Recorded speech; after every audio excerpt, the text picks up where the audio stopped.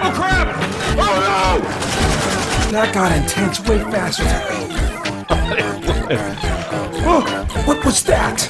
Oh my gosh! Somebody saw me! Ah, so scary! Oh, I can't shoot! Alright, well my editing skills are crap. But can the same thing be said... Oh, it is on, okay. Can the same thing be said about Thor Ragnarok? Stick around and find out. Batman!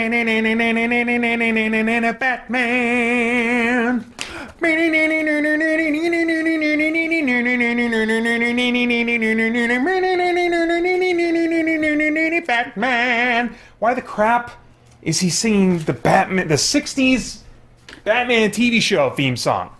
Well, that may or may not become clear at some point. Anyway, I'm Peter Franson from christiangeekcentral.com. And this is my uncut review of Thor Ragnarok. I apologize, I'm in a different space in my office. I've actually got everything set up to get ready for my 24-hour Extra Life Marathon starting tomorrow, November 4th at 6 a.m. I'll come back to that at the end of the review. Anyway, the synopsis for Thor Ragnarok from IMDb says, Thor is imprisoned on the other side of the universe and finds himself in a race against time to get back to Asgard to stop Ragnarok, the destruction of his home world, and the end of Asgardian civilization at the hands of an all-powerful new threat, the ruthless Hela. All right, so apologies right off the bat to those who are tired of hearing me say that I don't enjoy Marvel movies. I'm going to try and do something a little different with this review and not, harp on those kinds of things, so please bear with me. I just want to get a couple things out of the way for those who aren't familiar with my reviews and kind of my take on the Marvel movies. For those people, I'll just say I'm largely bored by most Marvel movies because they lean heavy on humor that doesn't make me laugh, and they do that, I think they give time to that in the script and in the edit of the movie at the expense of taking character development as seriously as they could. In particular, I connect with fiction that is character-driven and that tends to be more serious with emotionally intense stakes. So in superhero movies, I prefer, say, the X-Men movies or the DC movies over the mainline Marvel stuff. Now, leaving that behind and just kind of wrapping up my personal feelings about this movie, really short review here, but I'm going to talk about some other stuff related to it. I'll just say that, hey, if you like most Marvel movies, you're not watching this review to see if you'll like this one. If you like most Marvel movies, I think Thor Ragnarok is like most Marvel movies. So if you like those, go see them. If you don't, then don't see this one. So there you go. Yeah, that's the end of my review based on my personal likes and dislikes. Now I want to try and make some observations of the Marvel movies independent of my likes and dislikes for the most part, using Thor Ragnarok as an example and kind of a springboard for just kind of taking stock of, okay, where are the Marvel movies now? Where are superhero movies now? And what does Thor Ragnarok indicate about where they are going, maybe. I would now officially classify most Marvel movies, with a few exceptions, as action comedies. Far from being comic relief, the comedy content is actually, it strikes me as being the main content increasingly of Marvel movies. Again, with a few exceptions. Ragnarok arguably amps up the comedy even more, bringing it, like I thought, surprisingly close to actually a spoof of superhero movies. Multiple times in this movie, they'll set up what would typically be the moment for a hero to do something heroic or say something heroic or have a moment where they're successful, and then they yank the rug out from under that, So it would be, in some ways it reminds me of superhero spoof movies and TV shows that I've seen in the past.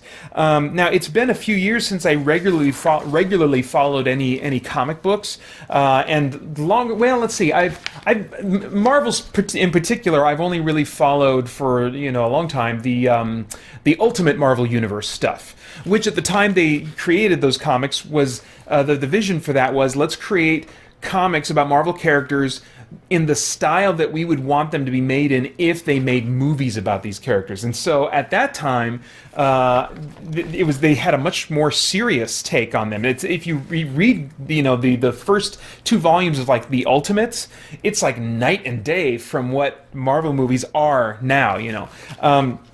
But anyway, even their mainline comics, I'd be surprised if in your average Marvel comic book being printed today, there was the same percentage of time in dialogue and space and dialogue given to comedy and punchlines compared to the movies.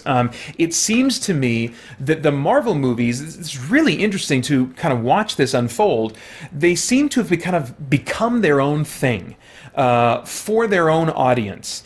And that audience is certainly not limited to comic book fans or even superhero fans. They've just kind of figured out, okay, this is what is connecting with people, so let's do this, and they've kind of locked into that. They're no longer, I don't think, and maybe those of you that are reading current Marvel comics can correct me on this, but I don't think they're particularly concerned anymore, at least if they were before, in faithfully bringing the current or recent feel. I know that's vague language, but the current or recent feel of Marvel Comics to the big screen. My guess is if I were to open up a Marvel comic book today, I would have I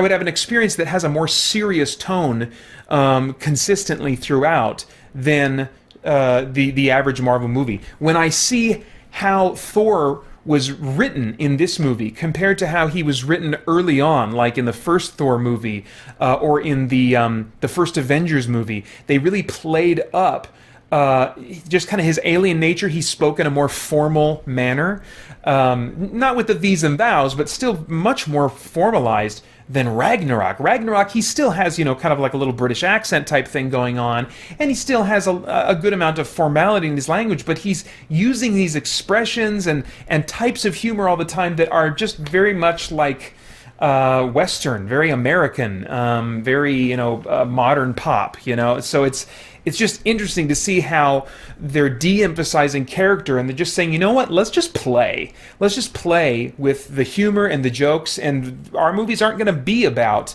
like these consistent and developing characters, And for a lot of people, that's fine. They go to movies for that kind of like, hey, let's have fun kind of experience, And that's not quote unquote fun for me, but it really seems to be working for them. And it's been interesting to see them go further and further and further in that direction. I'd be really interested to see if that trend continues. And if Marvel, because my guess is if that trend, if they keep ramping up the comedy more and more and more, with where Thor Ragnarok sits, I don't think it's very many steps further to take it all the way to spoof, to take it all the way to like the Tick Amazon series, or the movie Mystery Men, or maybe even eventually to something like the '60s Batman show or the Joel Schumacher Batman movies, where it's almost like making fun of stereotypes and tropes and stuff of superhero movies and comic book movies and stuff. This movie really, I felt like, was moving in that direction. So I'll be interested to see if that's what audiences are going to want. That's what they're going to respond to, and they'll keep taking the Marvel movies further and further in that direction. The Black Panther trailer doesn't look like that's what it's. If anything, the Black Panther trailer looks like one of the most serious Marvel movies I've seen in a little while. But then again, I've been surprised, and with trailers in Marvel movies, like, oh, they're going for a more. Oh no, I guess they're not going for serious. When I sit down in the theater, so the jury's out, until I see that one. Or maybe they'll try to go that route, and audiences will react negatively to it, or maybe just audience tastes will change, and so they'll start scaling back on the comedy. I don't know. I'm very interested to see what happens. What's interesting to me is that we are, I think, finally getting to a place where comic book movies are not easily defined in terms of tone. At one point, I thought all superhero movies would adopt the same tone and comedic content of the Marvel movies. And not being a fan of that tone, I was a little bit bummed out about that. But, the DC movies, I felt they've had opportunity now up to this point to significantly change their course from where they were going with Man of Steel, and even since Batman versus Superman.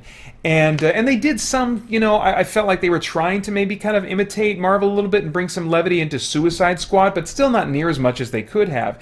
And if anything, Wonder Woman, I felt like stuck to a lot of the guns established by Man of Steel and Batman vs Superman. Yes, it did have more humor, still humor of a different type though, that's born out of who the characters individually are, rather than one punchline fits all characters and we can just pass them around, So it's interesting to see that there's still there's diversity in what comic book movies are, So the DC movies, I think, have largely kept their mix of darker tone mixed with stylized visuals. The X-Men universe has stayed in what I think of as a middle ground of mixing both serious moments and humor.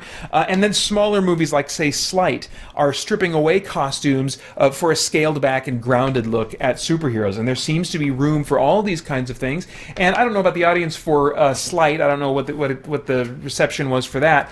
But by and large, I feel like the X-Men movies, the DC movies, they have their audiences. They are finding success. Now, Marvel movies do seem to have the largest market share, and I can at least admire their business savvy, even if their content doesn't connect with me.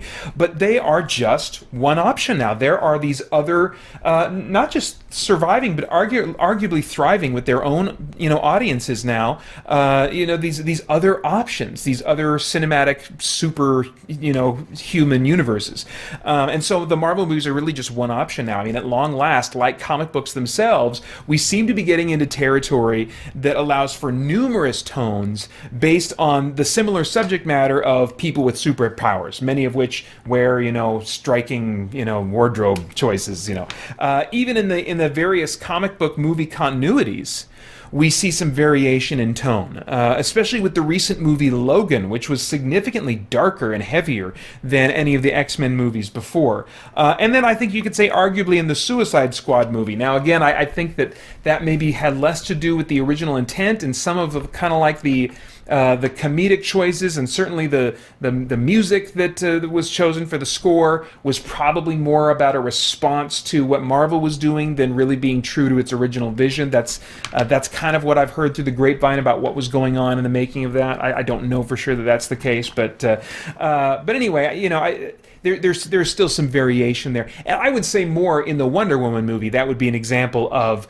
variation, where it has a lot of things in common, I think, with the feel of Batman vs Superman and Man of Steel, but it has a different balance in serious weight and in comedy and stuff like that. So that means, and this is really cool to be able to say now, that not every superhero movie being made today is going to be for every superhero fan.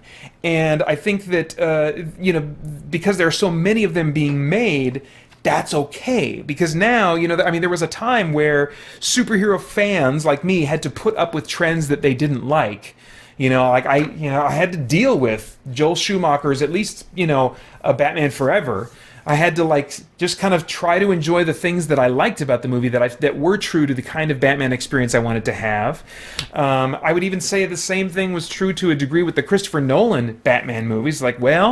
There's some things I'd like to be different in a Batman movie here, but there's still, I can take the things that I'll just deal with the things that I don't like, But now I feel like there are so many superhero movies that if I wasn't creating content that's based on reviewing all these movies and stuff, I just wouldn't go see the Marvel movies, and I'd still have a number of superhero movies coming out on a semi-regular basis that I'd be able to enjoy, that would scratch that itch, and I'd probably still be watching more superhero movies in theaters now than I was, 15 years ago or so. So, anyway, it's a lot easier to get your particular kind of cape fix, that live action cape fix that you want to get these days, and so that's cool. I think we're in a golden age of super flicks, and we've got choices, and I think that's really neat. Okay, so nothing else really to say about this movie. That you could just watch some other Marvel movie reviews and get my thoughts on this movie. As far as relevance, is there any worthwhile themes or spiritual things or moral or philosophical kind of things going on that stood out to me, that might what do I usually say, that might stimulate worthwhile thought or conversation? Well, as I've said in a number of movies before that I didn't connect with or didn't enjoy, I tend to not see the themes in those types of movies. Not the ones that I like out and out hate, because I don't out and out hate the Marvel movies, but in the movies that I just kind of go and I'm just kind of uninterested the whole time, I tend to not, themes that might be there don't tend to stand out to me, so none did in this movie. But I mean, if you liked Thor Ragnarok, I'd be interested if some themes really demanded your attention and really stood out to you. So I'd be curious to hear about those in the comments if you found any. All right, well, I have no idea what your tastes are in movies, but if I were a time traveler, I would go back in time and say, Peter, come on, skip this movie. You've got extra life to prepare for, so just do that. This one's rated PG-13 for intense sequences of sci-fi violence and action and brief suggestive material. All right, those are my thoughts. I'd love to get yours in the comments below. My Extra Life 24-hour live stream is starting tomorrow morning, November 4th, at 6 a.m. I didn't quite make it last year. The last 45 minutes I had to stop because I was going to start what felt like it would become a puking cycle, and I needed to sleep so that I could wake up and relieve my wife from, so patiently watching our boys while I did this video game thing for 24 hours. But I think I figured out what I did wrong, and I think that I got a good chance of making it through this year. The first 2 years I didn't have any problems. It gets rough near the end, or I got really tired. But last year, oh man, that was rough. So I'm a year older. Hopefully, I've figured out the secret sauce of pulling this off. You can find out by tuning in tomorrow on youtube.com/ChristianGeekCentral, or I'll also be embedding it over at christiangeekcentral.com. I hope you'll join me during that stream and cheer me on, or just watch me freak myself out in the later hours as I play, scary and intense games. So anyway, and of course, as always, there's a ton of content and community for you to enjoy and connect with. I hope over at christiangeekcentral.com. I hope you'll do that soon and join us there as we continue to geek out and seek the truth. All right, let me find this button. Oh crap! Oh no! That got intense way faster than me. Oh, what was that? Oh my gosh! Somebody saw me! Ah! So scary! Oh, I can't shoot!